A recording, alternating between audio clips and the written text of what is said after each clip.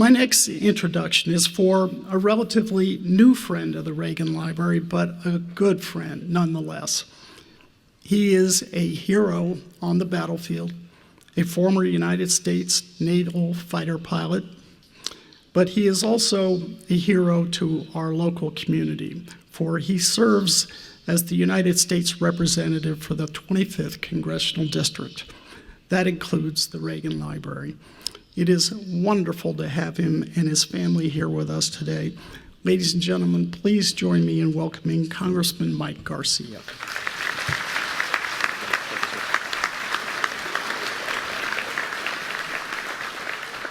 Well, thank you. It's a tremendous honor to be here to be able to celebrate this magnificent anniversary of our Graceland. John, I think we need to have a motivational speech for our flyby pilots, though I don't know what they were complaining about. We'll get some Navy guys to do it maybe next time. Madam Secretary, no offense. Well, I miss Ronald Reagan. I think a lot of us do, especially given what's going on in our country today.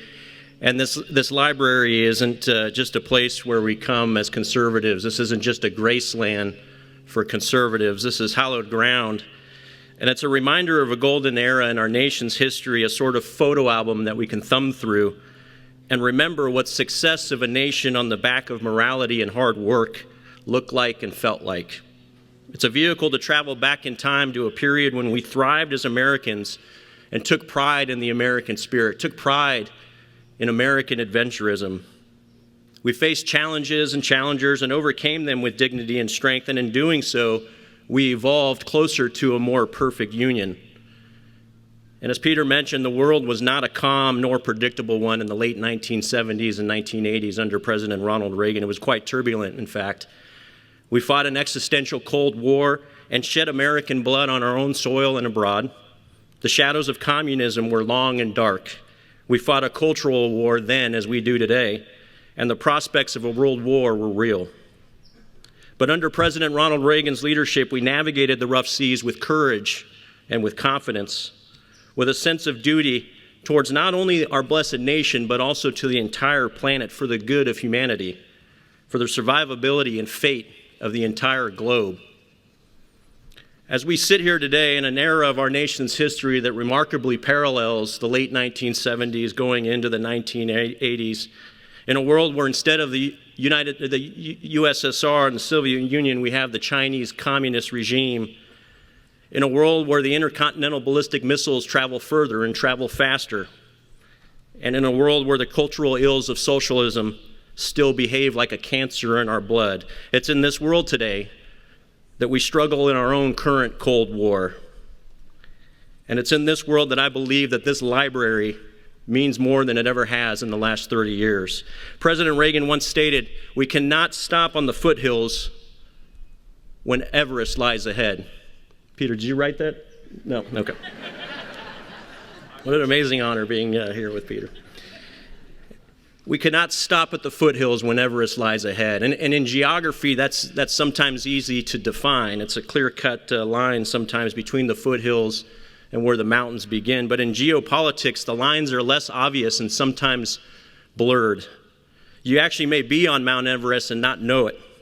You actually may be in one of the toughest climbs and challenges of your nation's history while your gear is still back on the foothills and not know it. This is why we must always be prepared. This is why we must always be vigilant. There are two giant bears still out there named China and Russia, and they're just outside of our tent. And we as a nation must behave and act like a benevolent dragon. A dragon with a wide wingspan, focused eyes, sharp talons, and a long flame. We need to nourish the benevolent dragon and ensure the world knows our strength and our resolve. But you see, the point of owning a dragon is ensuring you never have to use the dragon. And a great nation with seasoned leaders like President Reagan understands that. He called it peace through strength. This beautiful library isn't just a Graceland for conservative values, it's a beacon of hope for all Americans, regardless of political affiliation. And within these walls, it's a tribute to America's finest president. And within those walls lays the recipe for continued American exceptionalism. And with our exceptionalism, our continued leadership of all humanity.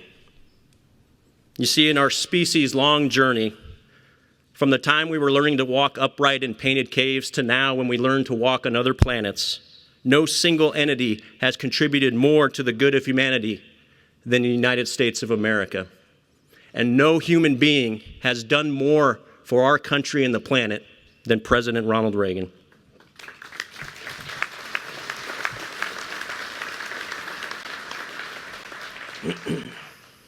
And this library reminds us how he did it for 30 years. We get to enjoy this beautiful place. May we never forget the words in the Declaration of Independence and the Constitution, and may we never assume that the survival and success of our country is preordained. We must be willing to work together, and when necessary, be willing to fight together. We must take pride in our victories and never be willing to be the victim. We must know our history, but never turn our back on it. And we must never forget our mission of life, liberty, and the pursuit of happiness.